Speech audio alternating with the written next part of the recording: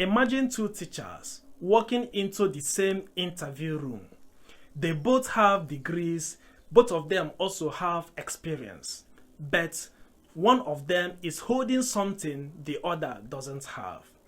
And before they even start the interview, the panel looks up and says, "Madam, where is your TRCN certificate?" The first teacher brings it out confidently. The second teacher smiles nervously and started explaining. You already know how that story ended. In today's Nigeria, it doesn't matter how well you can teach.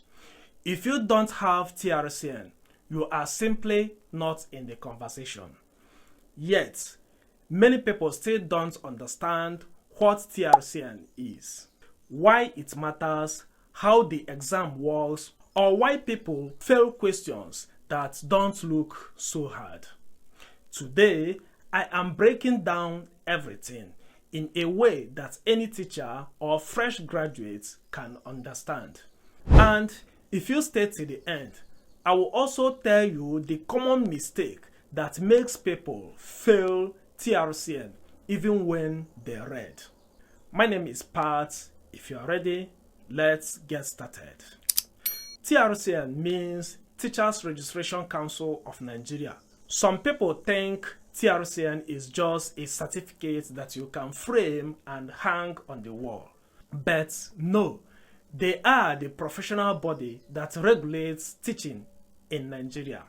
Just like lawyers have the bar and doctors have the MDCN, teachers have TRCN. Their job is to make sure only qualified teachers enter the classroom. And let's be honest, if TRCN doesn't regulate teaching, education sector in Nigeria will enter trouble because anybody can just wake up and say, "I like children and therefore I am now a teacher." No, sir. Go and meet TRCN first. Apart from giving you your license, TRCN also sets professional standards, monitors teacher quality, runs professional examination, encourages teacher development, and upgrades the image of teaching. But let us talk about why you should care. Many schools now, especially both government and private schools, don't want teachers without TRCN. Some schools will even tell you politely, "Oga, we like you, but go and do TRCN first." And if you want to teach abroad or apply for some NGOs or international education programs, one of the things they will ask you is, are you a registered teacher? You see, if you don't have it, there is a problem. Again, here is something many people don't even know. Once you pass TRCN and get registered, you qualify for higher salary scales in government schools. Some states even have separate pay grades for registered versus non-registered teachers. That TRCN number is small, but it opens big doors. Now, let's go into the part everyone is waiting for, the exam. Yes, I know you have been waiting for that. The TRCN exam is not designed to disgrace anybody. It is not meant to be wicked. The aim is simple: to test if you can teach professionally. There are usually 4 categories. Category A is for teachers with PhD in education or related fields. Category B is for teachers with master's degree. In Category C, it is for teachers with first degree. While in Category D, we have teachers with NCE, that is Nigerian Certificate in Education. The exam is computer-based and most questions are multiple choice. But do not be deceived by multiple choice. TRCN questions look simple, but the answers can confuse somebody that didn't revise well. Sometimes the options looks like this. So confusing that at a point you may want to ask TRCN, please sir, what exactly are you looking for? The exam test. Yes, the exam test. Number 1 is your understanding of teaching methods. 2 is your ability to manage a classroom. Number 3 is your knowledge of curriculum. Number 4 is your understanding of educational psychology. Number 5 is your knowledge of ICT in education. In number 6, we have practical teaching scenarios.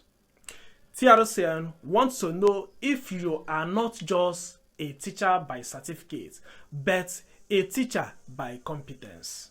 Let me tell you the truth. People fail TRCN not because it is hard, but because they read the wrong way. Here is the steps that actually work.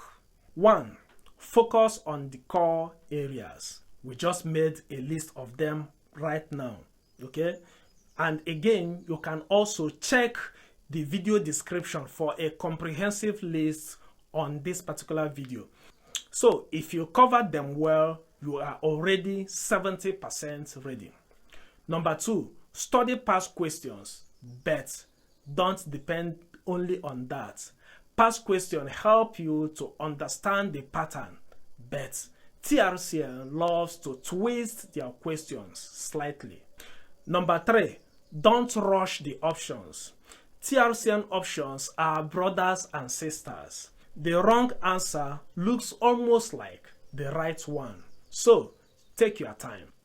Number 4, read the question before looking at the options. This will help your brain think clearly. Number 5, practice computer-based tests. If you are not used to CBT exams, practice it first. The environment can confuse you if you are seeing it for the first time. Check the video description again to see a link that will teach you how to use CBT. Now, let us talk about the type of questions TRCN loves. Warning, note, these are sample pattern based on typical TRCN exam structure. Not real question, oh. I repeat, not real question, oh. Okay, let's go. Number 1, sample question from classroom management. A student refuses to participate in a group work and disrupt others. The best first step is to do what? Option A, send the student out immediately. Option B, privately discuss the behavior with the student. Option C, punish the entire group. Option D, ignore and continue teaching. Which one is the answer? The right answer is option B. So, privately discuss. Okay? Sample question 2 from assessment and evaluation. A test that measures what it claims to measure is called dash. A, reliability. B, usability. C, objectivity. D, validity. Which one is the right answer? The right answer is D, which is validity. Sample question 3 from teaching methods. Which method is most effective when teaching science experiments? Option A, lecture method. B, question and answer. C, demonstration method. D, assignment method. Okay, the right answer is option C, which is demonstration method. That is what is used to teach science experiments. Sample question 4 from professional ethics. A teacher must avoid all of the following except A, favoritism.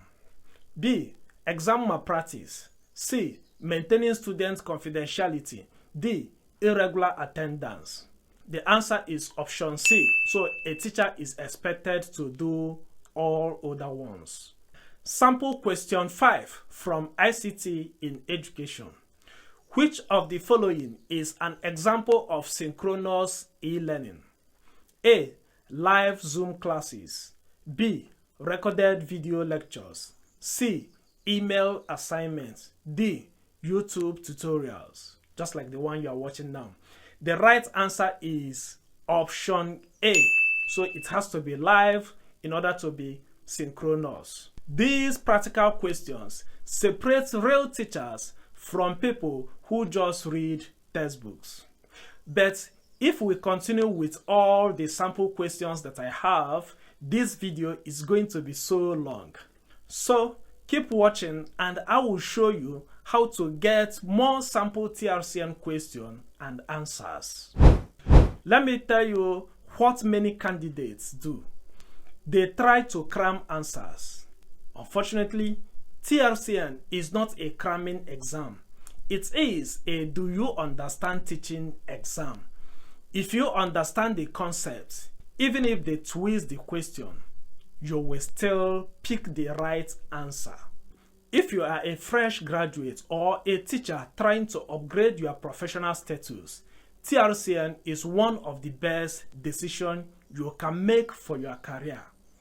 It gives you confidence, it opens doors, it differentiates you from untrained teachers, and it positions you as a true professional. Plus, registered teachers earn more and get better opportunities, both locally and internationally.